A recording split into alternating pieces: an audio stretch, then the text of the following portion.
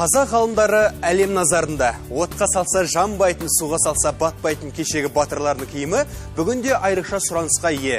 Біз осы туралы әңгіме қозғаймыз. Ендеше Күліп Оянның бүгінгі арнайы қонағы Алматы технологиялық университетінің оқытушысы Зәуре Дәулетбекқызы және Күліп Оянның тілшісі Бақыт Жақаш. Қайырлы таң, қалайсыздар? Көрметтіңіздер? Я, дұрыс айтасың, өзің айтып өткенде жоғарыда отқа салса жанбайтын, жалпы отқа төзімді талшықтардан өзіміздің отанымызда өндірілген ерекше киім үлгілері. Зәуре Дәулетбекқызы, біздің студиямызға қош келдіңіз. Біз енді бүгін ерекше киім үлгілері туралы сөз қозғаймыз. Яғни бұл киімдер арнайы сала мамандарына арналған. Солай ма? Өрт сөндіруші, металлург, төтенше жағдайлар қызметкерлеріне арналған киімдер, Қазіргі таңда беймата материалдар әлемде қарқынды даму үстінде. Себебі бұл материалдарды шығару үшін уақыт аз кетеді, материал шығыны арзанға түседі, және дайындалу уақыты тез. Сондықтан бұл беймата материалдар бүгінгі күні өзекті болып табылады. Біздің дайындаған беймата материалдарымыз отандық өнім жүн талшығының екінші, үшінші сорттарын және қалдықтарын тиімді қолдану. Сонымен бірге метаарамид талшықтарымен біріктіре отырып, мына жердегі үлгілері дайындалды. Сонда бұны отқа жағатын болса, тұтандырсақ, бұны жанбайды ғой? Бұл жоғарғы температураға тұрақты. Қанша градусқа дейін? Бұл оңтүстік Кореяда зерттеулерден өтті. Атап айтсақ, жылулық сәулелену көзінен, сосын ашық оттан, және балқыған металл ерітіндісімен шашырандысынан, және термоманекеннен сынақтан өткен.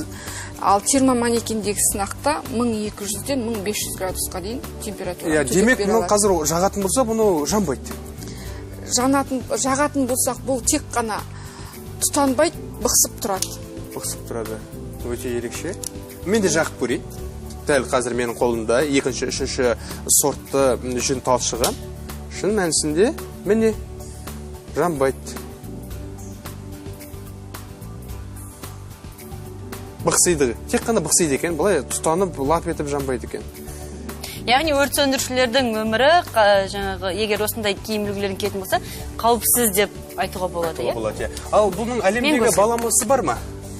Бұл әлемдегі баламасында метаарамид талшықтарынан жасалған Номекс маталары, Дюпонт фирмасы шығаратын. Ал бізде бұл матаны арнайы киімнің сыртқы матасы ретінде емес, ішкі астар аралық материал ретінде қолданылады. Бұл үлгілердің бәрі біздің мемлекеттің қолдауынан натрдың демеушілігіменен 5 миллион теңге ақшаға грант ұтып алдық. Сол жөнінде бұл үлгілер әртүрлі нұсқалары дайындалды. Мысалға атап өтсек, мына жерде метаарамид талшығы, жүн метаарамид талшығы 3 қабатты. Ал мына жерде мысалға 2 қабатты, сөйтіп бірнеше нұсқасы. Бұл дайындалу әдісі де әртүрлі. Мысалға мына үлгілер ине тесімді әдіс және киіз бастыру әдісімен дайындалса, ал мына жерде мұнан көрі салмағы аз, тек қана жеңіл ине тесімді әдіспенен дайындалған. Демек, айырмашылығы неде? 2 қабатты, 3 қабатты бұл маталар? Қандай да бір санаттағы? Біз олардың ең тиімді нұсқасын таңдап алу үшін, біз үлгіні әртүрлі нұсқада дайындаймыз. Соның ішінде, мысалға, кейбір нұсқасы өрт сөндірушілерге қажет, кейбір нұсқасы дәнекерлеушілерге қажет деген сияқты. Зерттеу жұмыстарын жүргізу үшін, жақсы оптимальды нұсқасын таңдау үшін, бізге бір ғана нұсқасы емес, 10 шақты нұсқасы керек. Жалпы Мейрамбек, білесің ба?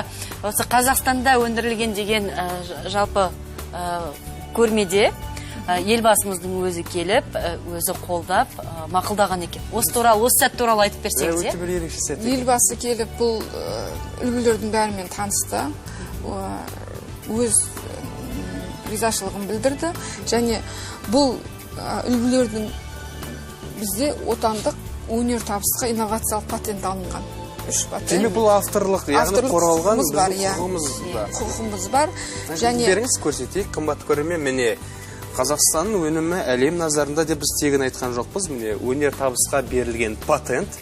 Демек бұны басқа әлем ғалымдары бізден ала алмайды рұқсатсыз. Иә. Яғни біздің өзіміздің куәлігіміз бар, демек бұл өзіміздің отандық өнім.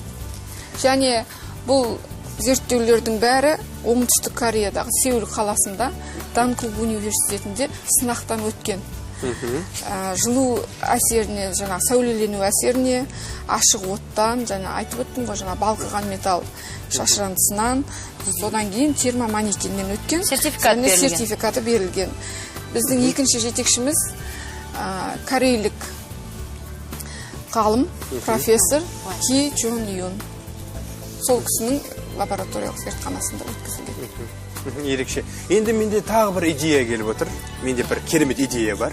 Егер осындай отқа жанбайтын, суға салса батпайтын, көзге көрінбейтін осындай киім үлгілерін күнделікті тұрмыста қолдануға бола ма? Мәселен, костюм ретінде, немесе жейде ретінде киіп жүрсе дейтін менде бір ұсыныс бар. Егер сен супермен болсаң, болады деп ойлаймын. Бұған қаншалықты бұл беймата материалдары арнайы қасиетпен дайындалған, яғни жүн менен метаарамидпен дайындалған. Метаарамид бұл әлемдегі отқа төзімді талшықтардың бірі. Ал бұл бейматалар қазіргі таңда тек арнайы киім өндіруде қолданылады.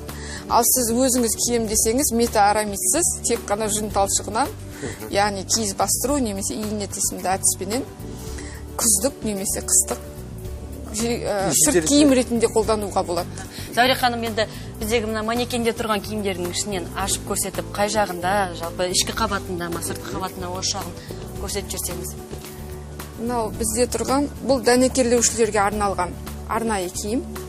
Жаңағы мен айтып өткен беймата материалы ішкі қабатында астар аралық материал ретінде қолданылған. Мына жерде жеңіл түрі екі қабаттан беймата метаарамид және жүн талшығы астарлық материал менен қосып сырылып тігілген. Яғни бұл арнайы киім жаз кезінде ішінен алынып өзі ғана қолданыла береді. Жеңіл киім ретінде жаздық.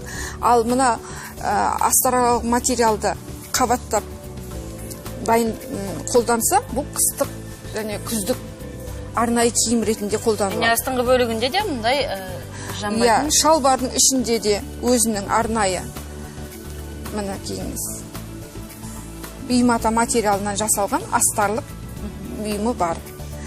Ал екінші бізде мына өрт сөндірушілерге арналған арнайы киім. Бұл жерде жаңа айтып өткен Кореядағы сынақта термоманекенде сыналған кезде міне киіңіз. Сырты өртенгенмен ішкі қабаты шауға алған, иә? Міне киіңіз. Жаңағы метаарамидпен жүн талшығынан жасалған беймата материалы. Міне киіңіз. Соғалбы сақталып қалды. Бұл Кореядағы сынақтан келген.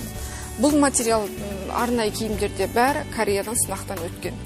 Мынау сынақтан кейінгі түрі, мынау сынаққа дейінгі түрі. 1200-ден 1500 градусқа дейін температура төтеп бере алады. Өте ерекше ақпараттар айттыңыз. Енді мені қызықтыратыны бұл жоба үлгісі бүгінгі таңда өндіріске енгізілді ме? Өндіріске әлі енгізілген жоқ. Жаңа айтып өттім, натордың көмегімен біз беймата материалдардың үлгілерін ғана дайындадық. Әзірге біз әрі қарай жалғастырамыз, көптеген жобаларға ұсыныс беріп жатырмыз. Өндіріске қолдануға дейінгі әрекет жасауға. Тамаша. Шын мәнісінде бүгін қазақ ғылымы үшін үлкен өнер табыстың үлгісімен таныстық деген ойдамыз. Біздің студиямызға келіп, осындай ерекше ақпаратпен бөлісіп, отандық өнімді халыққа насихаттауда еңбектеріңіз жемісті болсын демекпін. Бақыт, сізге де үлкен алғысымды білдірем. Тек күліп оянып, күндеріңіз сәтті болуына тілектеспін.